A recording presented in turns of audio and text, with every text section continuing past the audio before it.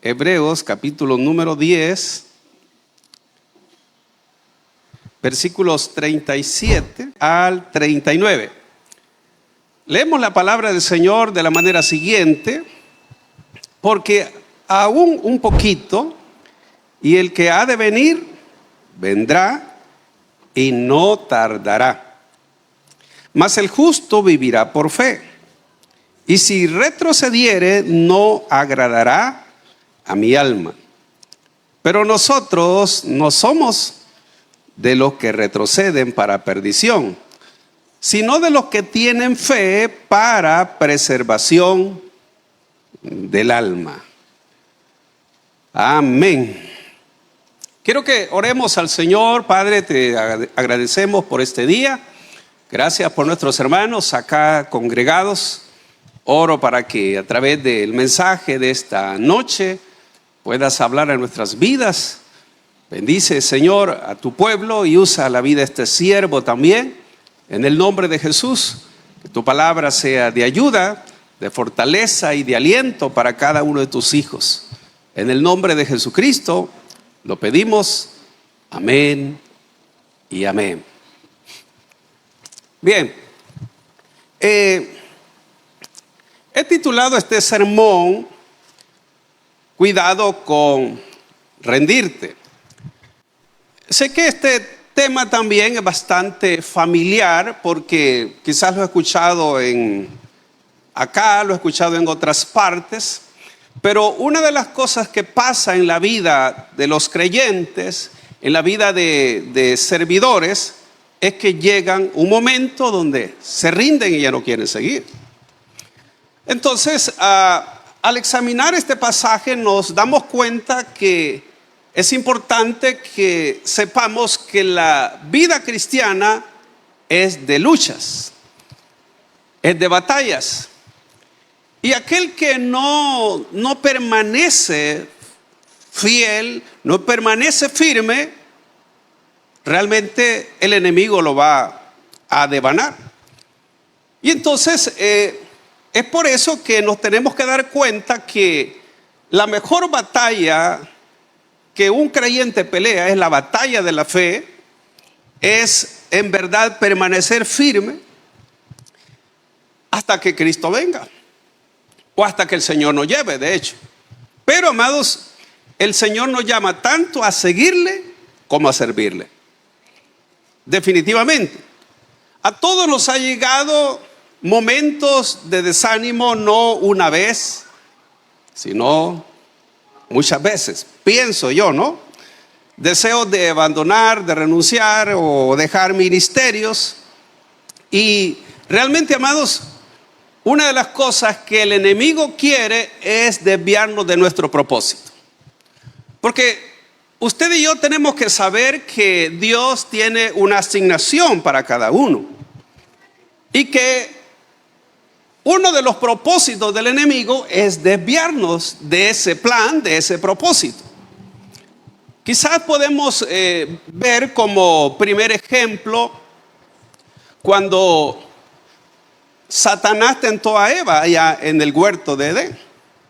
Usted sabe, todo era perfecto, pero Satanás le dijo a Eva pues que podía comer de un fruto del que Dios les había dicho que no comieran.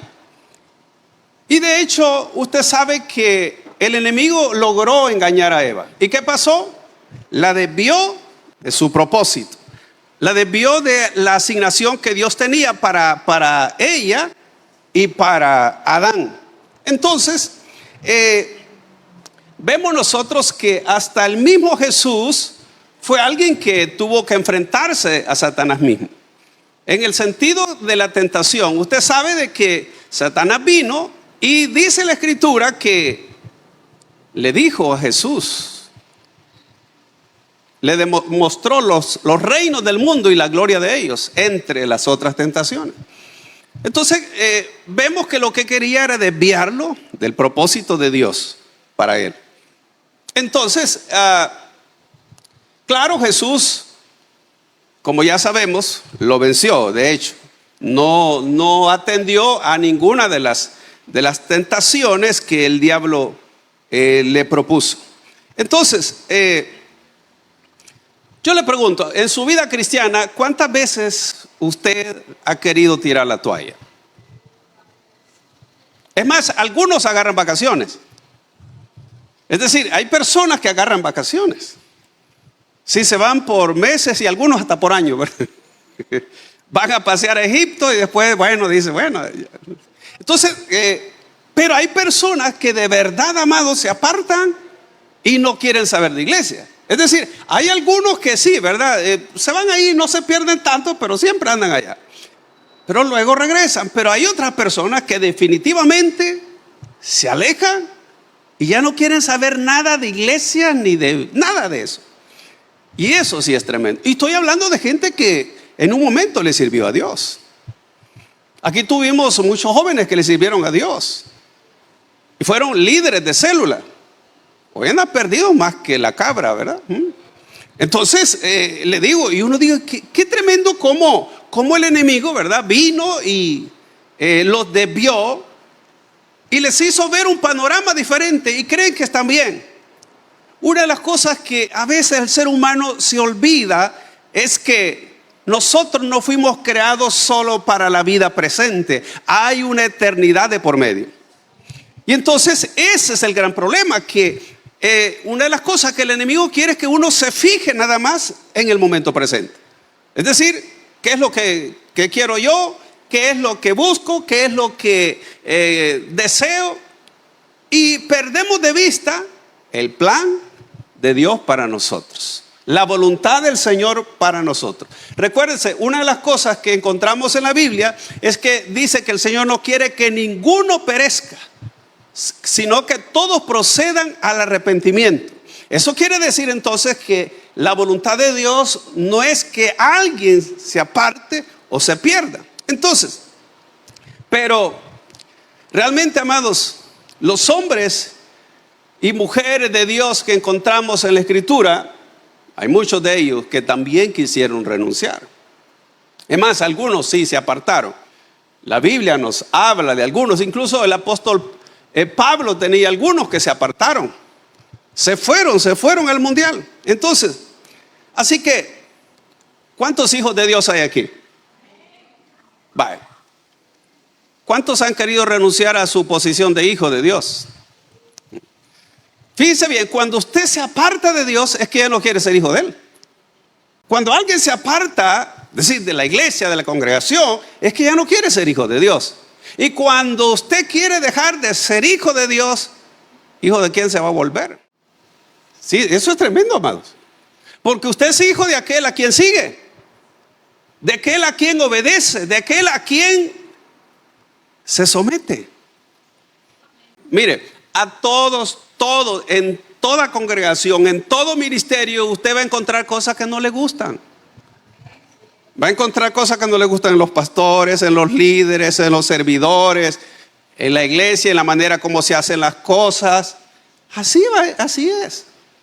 Pero, dígame, ¿será que hay alguna iglesia perfecta? ¿Será que hay hermanos perfectos, pastores perfectos? No, todos tienen sus defectos. Así que cuando usted encuentra defectos en una iglesia y alguien se va para otra, va a encontrar quizás o iguales o peores. Porque las iglesias están compuestas de gentes con defectos, que queremos, por supuesto, ir mejorando, y que algunos podemos pasar años y nunca mejoramos. Entonces, lastimosamente es así. Pero Dios no quiere que uno renuncie.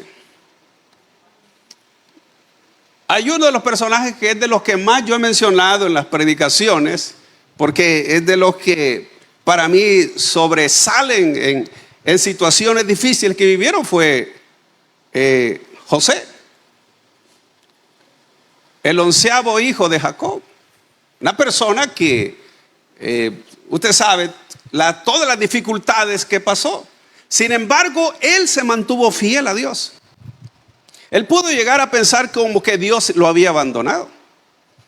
Pero imagínese usted, odiado por sus hermanos, vendido por sus hermanos, llegar a ser esclavo, estar en otro país, luego ser acusado falsamente de que él quería violar a la esposa de Potifar. Entonces, uno puede pensar que es el diablo que usa a las personas, pero fíjese bien que a veces no es el diablo que usa a las personas, es Dios. ¿Sabía usted eso? Porque no siempre el diablo usa a las personas, a veces es Dios que las usa. Dios usó a los hermanos de Jacob, a los hermanos de José, para que vendieran a José, a su hermano, para que lo odiaran. Usó a la esposa de Potifar para que lo acusaran. Y uno puede decir, entonces fue el diablo. No, fue Dios. ¿Por qué? Porque era el camino que Dios había preparado para llevarlo donde Él lo quería llevar. Entonces, eso quiere decir que cuando alguien le está haciendo la vida difícil o algo no le gusta y usted renuncia, entonces usted está diciendo, Señor, yo no quiero que tú me proceses. Yo quiero encontrar gente buena, gente que me trate bien, gente que valore lo que hago, gente que me aplauda o gente con la cual yo me lleve bien. Y no es siempre así, amado. No es así. ¿Por qué? Porque uno siempre va a encontrar dificultades en el camino. ¿Ve? Entonces, pero ahí es donde Dios forja nuestro carácter. Así que, amados, las dificultades nos preparan para grandes retos. Si usted quiere llegar lejos, tiene que pasar por muchas dificultades. Yo admiro a las personas que, además de, por ejemplo, sacan su carrera universitaria, luego van por una maestría. ¿Cuánto tiempo lleva para sacar entre esa carrera y la maestría? Eso es dificultoso. Pero se tiene que forzar y lo logra. Entonces, ¿cómo hay personas que se fajan en lo material, en lo secular, pero en las cosas de Dios ahí son bastante inútiles? Es decir, que no estamos dispuestos a pagar el precio. Y tienen que ver a veces cómo arreglan esas situaciones, porque hay esposos que no les gusta, por ejemplo, que tienen que servirle la cena, y si la esposa no está, hay problemas. Entonces ahí que se generan esos problemas. Ahora, yo no sé, ¿verdad? Porque hay esposos que nacieron con las manos cutas. No pueden servirse la comida. Entonces, todo depende de dónde se criaron, que piensan, ¿verdad?, de que lo que tienen en la casa es una sirvienta. Uno no tiene una sirvienta en la casa. Porque ese es el concepto, ¿verdad? Solo porque trabajo aquí tiene que estar todo servido. Entonces, así que hay problemas a veces cuando uno es cristiano y el otro no lo es. Ahora, veamos un ejemplo de Jesús. Marcos 3:20 al 22, mire lo que dice aquí. Y se agolpó de nuevo la gente, de modo que ellos ni aún podían comer pan. Estamos hablando de los discípulos y Jesús. 21, cuando lo oyeron los suyos, vinieron para prenderle, porque decían, está fuera de sí. Pero los escribas habían venido de Jerusalén, decían que tenía a Beelzebú y que por el príncipe de los demonios echaba fuera a los demonios. Ahora, notemos aquí Jesús en el ministerio. Llegaban momentos que ni él ni los discípulos tenían tiempo para comer, porque la gente estaba siempre encima de ellos. Ahora, ¿qué es lo que pasó aquí con la familia de Jesús? Estoy hablando de los demás hijos de María y José. Entonces, dice aquí que ellos decían, pues, amados los suyos, dice que vinieron para prenderle.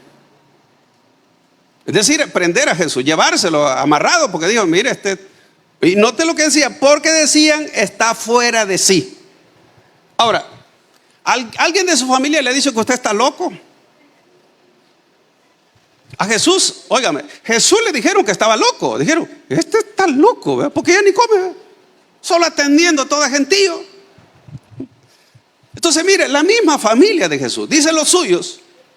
Entonces, Lo querían llevárselo amarrado porque dijo, mire, este está fuera de sí. Ahora, ¿qué decían los religiosos? Usted ve, decía, amados, que los escribas que habían venido a Jerusalén decían que tenía a Belcebú y que por el príncipe de los demonios echaba fuera a los demonios. Óigame, amados, ¿quién era el príncipe de los demonios? Pues es Satanás. Ahora imagínense hasta qué punto habían llegado los religiosos. Ahora, Jesús tuvo dificultad con su gente, con los religiosos, con ellos tenía dificultad. Entonces, así que uno no tiene que escandalizarse porque vea esas situaciones. Hay un ejemplo también, amados, la Biblia nos dice que cuando Dios escogió a Saúl para que fuese rey, dice que cuando a él pues Samuel lo unge para que fuese rey, mucha gente vino con presentes, porque una de las maneras que hacían en ese tiempo era presentes, diferentes tipos de presentes, para reconociendo la autoridad. Pero quiero que vea este pasaje de primer libro de Samuel 10:27. Mire lo que dice ahí. Pero algunos perversos dijeron, ¿cómo nos ha de salvar este? Y le tuvieron en poco y no trajeron presente, mas él disimuló. Ahora, note, ¿qué está diciendo acá? Que Saúl, cuando lo eligen para que fuese rey, mucha gente por supuesto le traía presente, pero siempre va a haber personas que no están de acuerdo. Y en este caso dijeron, ¿y de qué nos va a salvar? ¿Cómo nos va a salvar este? ¿Cómo nos ha de salvar este? ¿Qué le parece? Amados, siempre habrá gente que va a tener de poco en menos a otros. Y sobre todo si tienen una posición. Mire, vea usted las redes sociales. Hay gente, amados, que hay videos que usted no los debe de ver.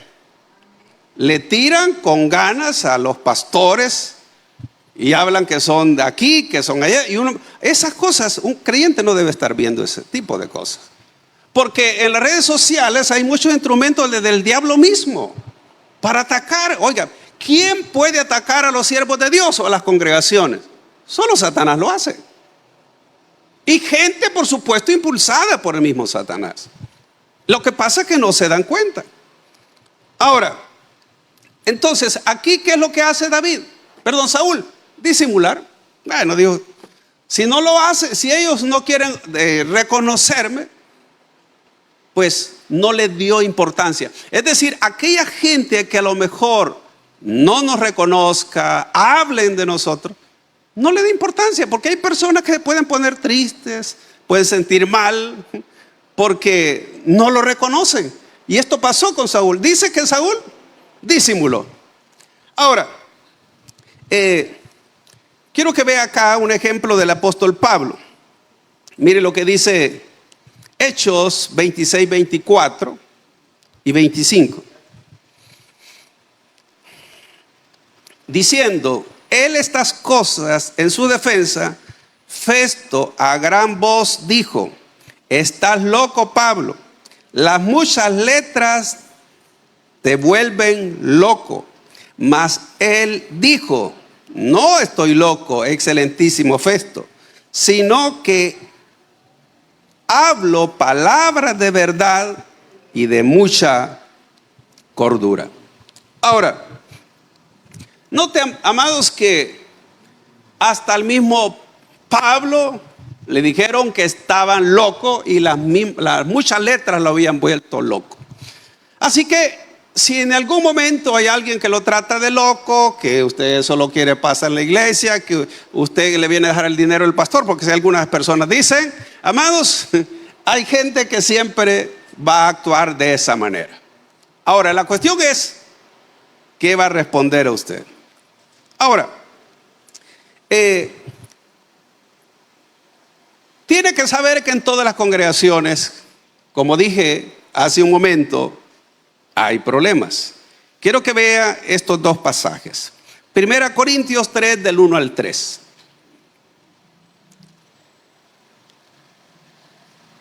Mire lo que dice. De manera que yo, hermanos, no pude hablaros como a espirituales, sino como a carnales, como a niños en Cristo.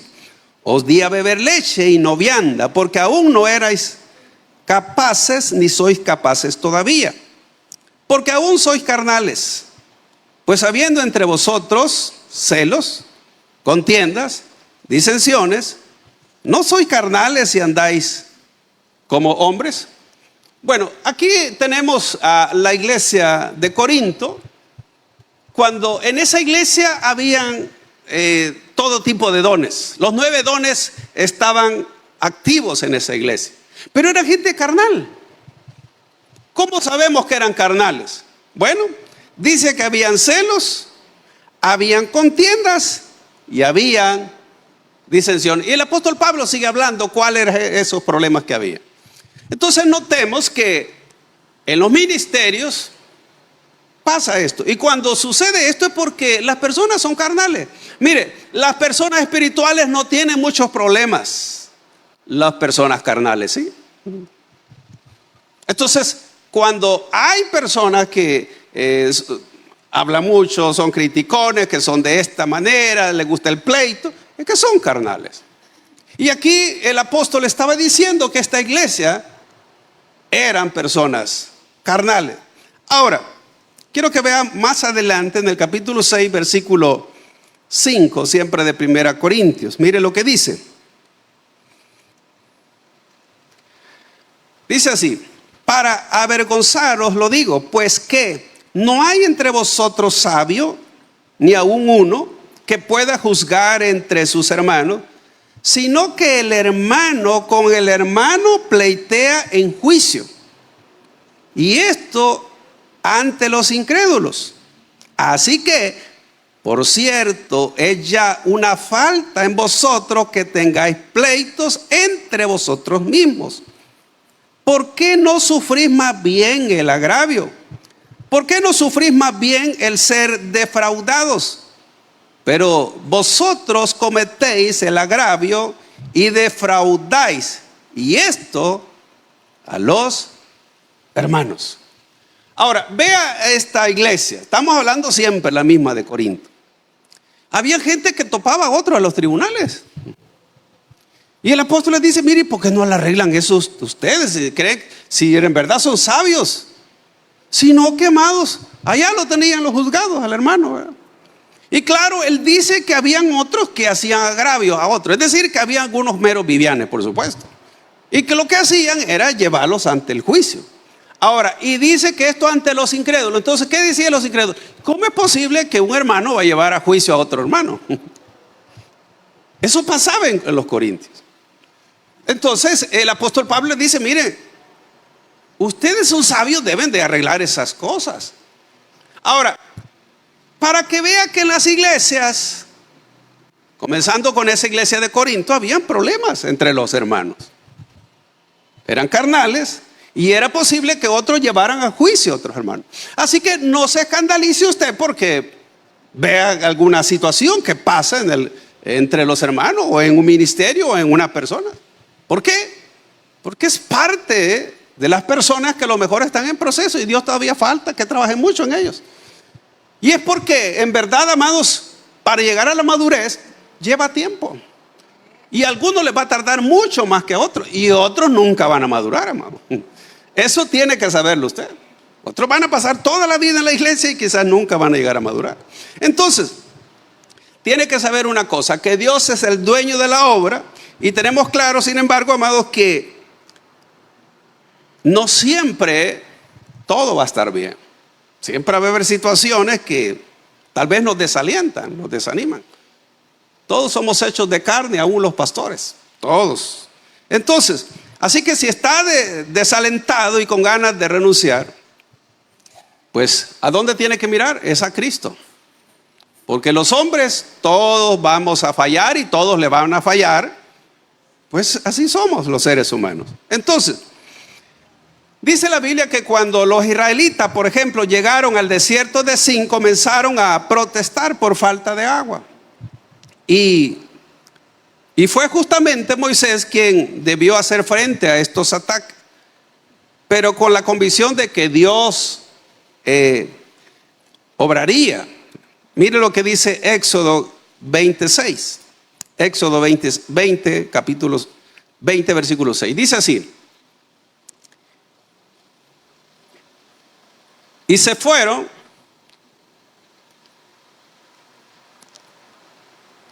Vamos a ver, ¿será que no es? Pues no, lo equivoqué. Creo que es 21.6. Mira si es el 21.6.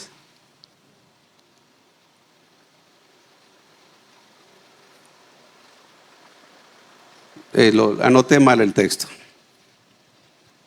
No, si no es 17.6, mira el 17.6.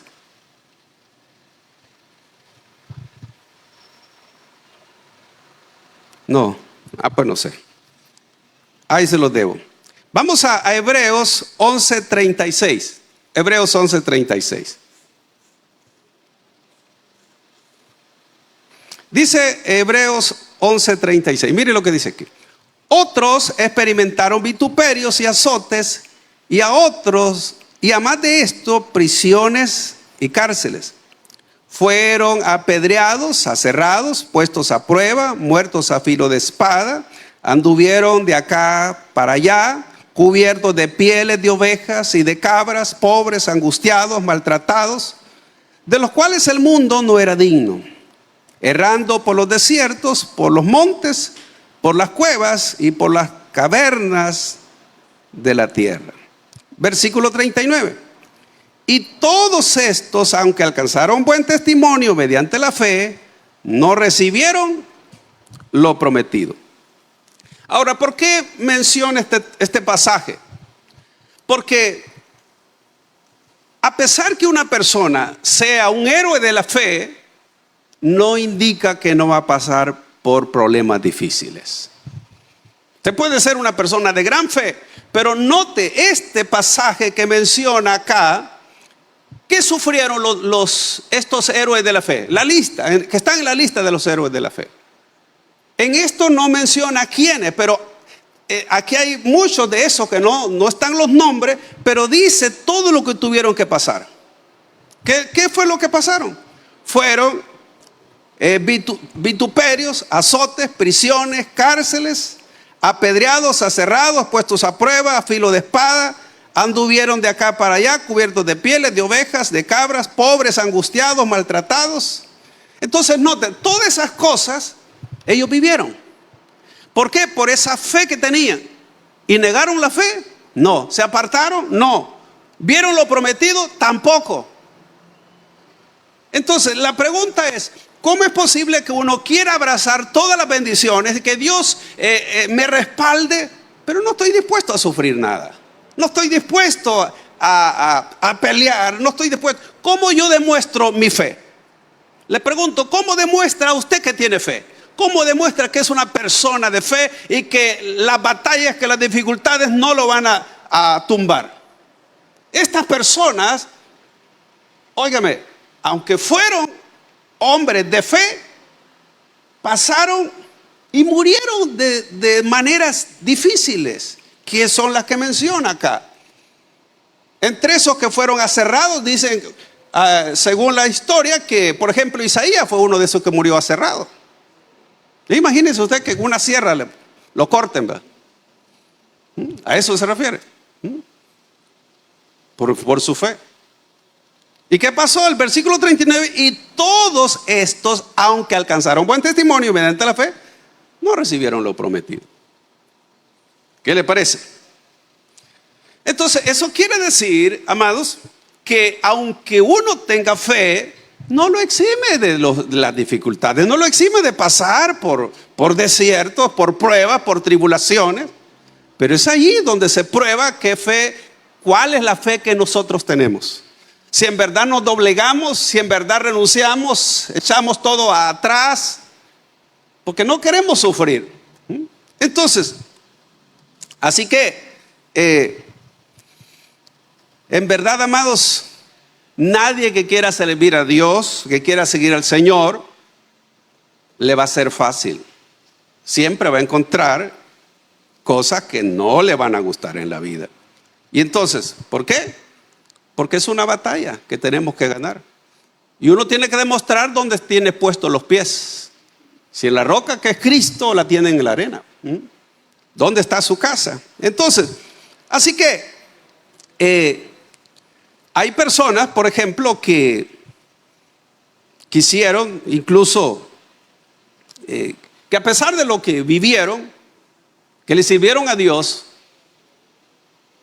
no recibieron incluso lo prometido, como dice acá. Mire, este caso de Moisés, por ejemplo, ya lo hemos hablado en Deuteronomio 34, versículo 1.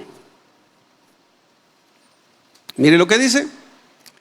Subió Moisés de los campos de Moab al monte de Nebo, a la cumbre de Pisga, que está enfrente de Jericó. Y le mostró Jehová toda la tierra de Galaad hasta Dan. Versículo 4. Y le dijo Jehová: esta es la tierra de que juré a Abraham, a Isaac y a Jacob, diciendo: a tu descendencia la daré. Te he permitido verla con tus ojos, mas no pasarás allá. Y murió allí Moisés, siervo de Jehová, en la tierra de Moab, conforme al dicho de Jehová. Ahora, ¿cuántos años le sirvió Moisés a Dios? ¿Cuántos? 40. Todo el tiempo del desierto, desde que lo sacó de Egipto hasta llegar a la frontera. 40 años. Ahora, ¿qué pasa al llegar? Dios le dijo: solo puedes verla, pero no vas a entrar. Ahora, como lo he dicho en otra ocasión, yo no encuentro a otro siervo de Dios que le haya servido a él como lo hizo Moisés. 40 años, 24 horas al día. Sin descanso, sin vacaciones.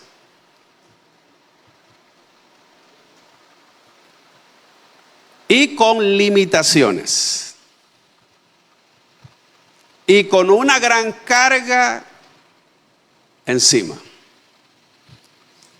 Oiga, 40 años. 40. ¿No cree que fue difícil? A los que son servidores de aquí, ¿cuántos años tiene de servirle a Dios? Pero sin dejar.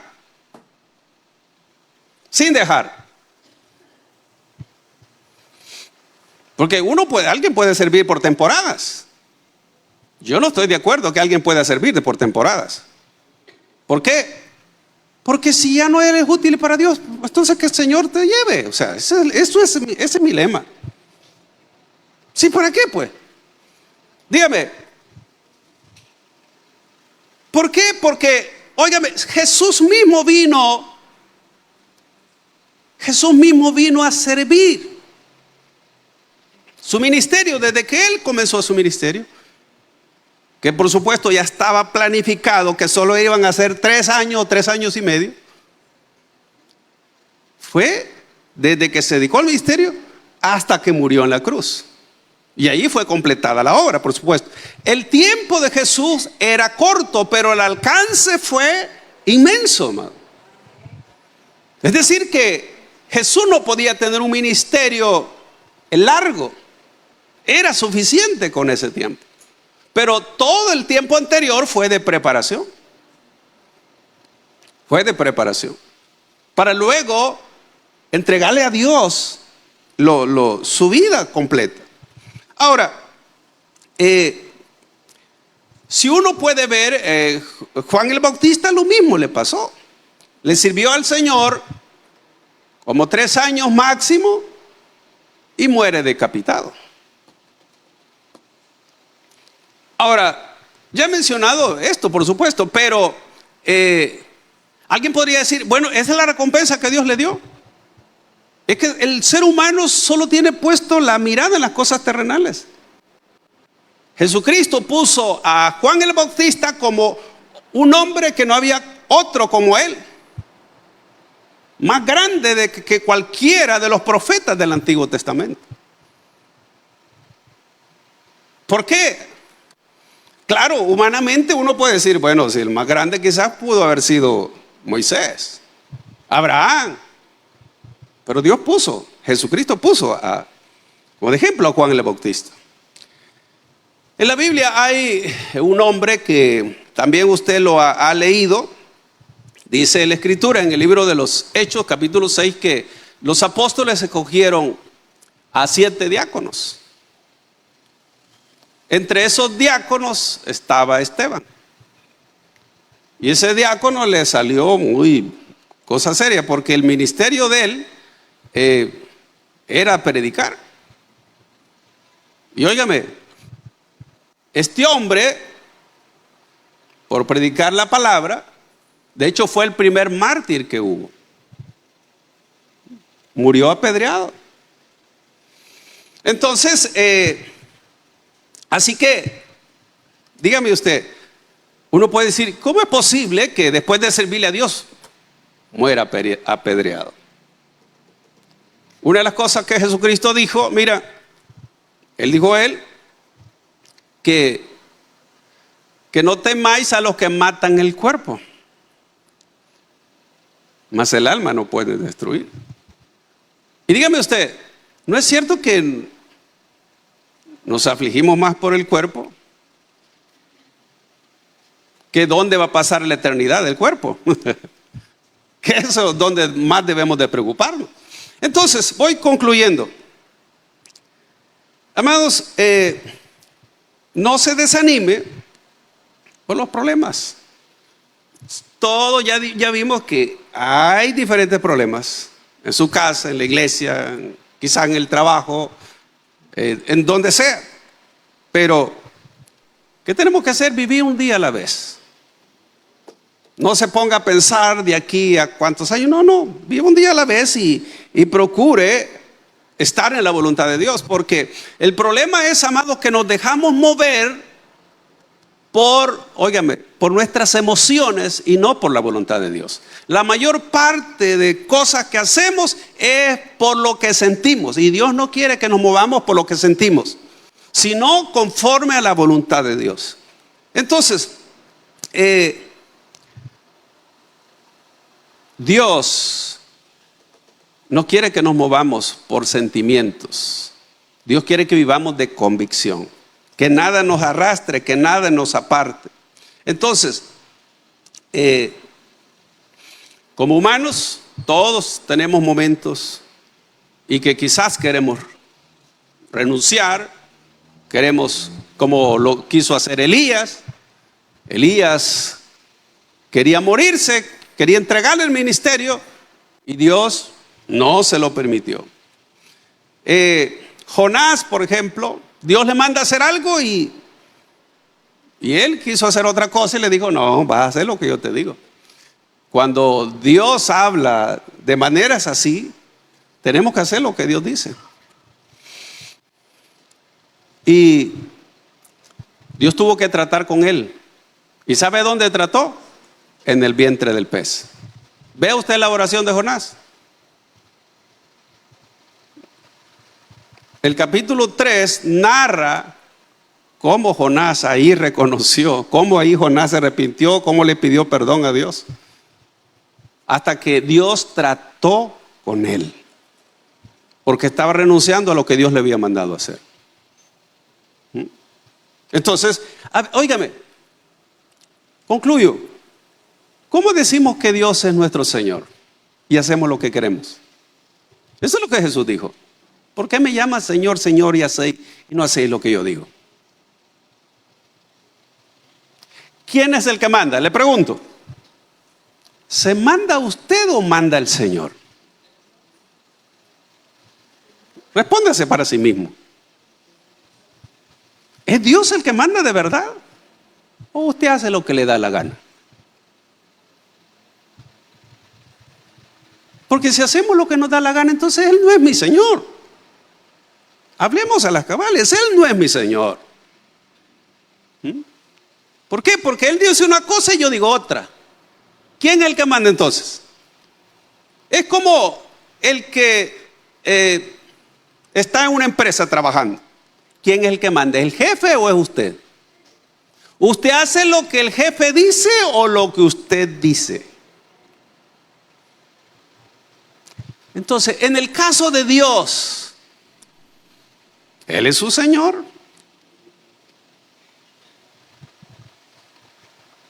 O decimos, Señor, que se haga tu voluntad en el cielo, pero aquí yo en la tierra yo hago la mía. ¿Sí o no? Así son nuestras oraciones muchas veces. Señor, que allá se haga tu voluntad, pero aquí, Señor, aquí mando yo. Aquí las decisiones yo las tomo. Amados, así nos comportamos. Es decir, con las acciones demostramos contrariamente a lo que profesamos. Así que sería bueno entonces revisar cómo está nuestra condición. Recuérdese que el Padre Nuestro, una de las cosas, de las oraciones que uno debe decir es que se haga tu voluntad como en el cielo, así también en la tierra. Es decir, comenzando con Miguelito. Es decir, Señor, pues usted no va a decir, Señor, que otros hagan tu voluntad, menos yo.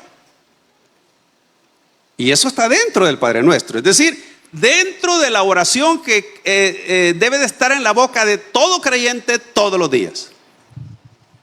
Señor, yo me someto a tu voluntad y voy a hacer lo que tú mandas, no lo que me da la gana. Ese debe de ser la realidad para todo creyente. Y así estaremos en la voluntad de Dios. Y el enemigo no nos va a hacer para allá y para acá como él quiere. ¿Por qué? Porque estamos para obedecer a Dios. Estamos para agradarlo a Él, para estar en la voluntad de Él. ¿Ve? Entonces, así que amados, por todo lo anterior, en verdad, necesitamos reconocer que hay cosas que tenemos que corregir en nuestra vida para no darnos por vencido o hacer las cosas como nos da la gana o caer en alguna trampa del enemigo y nos rendimos. Y al final, quien sale perdiendo es uno mismo. Dios no pierde nada al final de cuentas. El que pierde es uno. El que pierde es uno. Jamás Dios pierde. Uno es el que pierde las bendiciones. Y a lo mejor las recompensas que Dios tiene. Así que amados, échele ganas, póngase firme, y aunque usted quiera tirar la toalla, porque es lo que el diablo quiere, desviarlo del propósito, es decirle a Dios, ayúdame, aunque sea así mero arrastrado, pero ahí voy. Entonces, hasta que se ponga firme, porque Dios nos quiere que estemos firmes siempre, y solo con la ayuda de Él lo podemos hacer.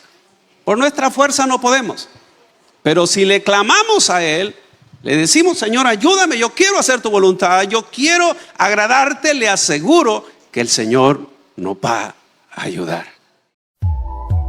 Hemos llegado al final de este mensaje. Si usted no ha recibido a Jesucristo como su Señor y Salvador personal, o usted se ha alejado de los caminos de Dios y desea reconciliarse, yo le hago la invitación para que en esta oportunidad reciba a Cristo. ¿Y cómo lo va a hacer? Repitiendo conmigo la siguiente oración. Señor Jesús, yo te recibo hoy como mi único Salvador personal. Creo que eres Dios, que moriste en la cruz por mis pecados y que resucitaste al tercer día. Me arrepiento, soy pecador. Perdóname, Señor. Doy gracias al Padre por enviar a su Hijo a morir en mi lugar. Gracias, Jesús, por salvar mi alma hoy. Amén. Si usted ha hecho esta oración, yo le invito para que se congregue en una iglesia donde se predique el Evangelio de Jesucristo. Que usted pueda también leer la palabra de Dios para que tenga mayor conocimiento de Él y pueda orar. Orar es platicar con Dios. Y si no, le invitamos a nuestra iglesia en Tabernáculo de Restauración, acá en Soyapango, con nuestros horarios de día domingo, 8 y 10, y día viernes a las 6 de la tarde. Todos serán bienvenidos. Que Dios les bendiga.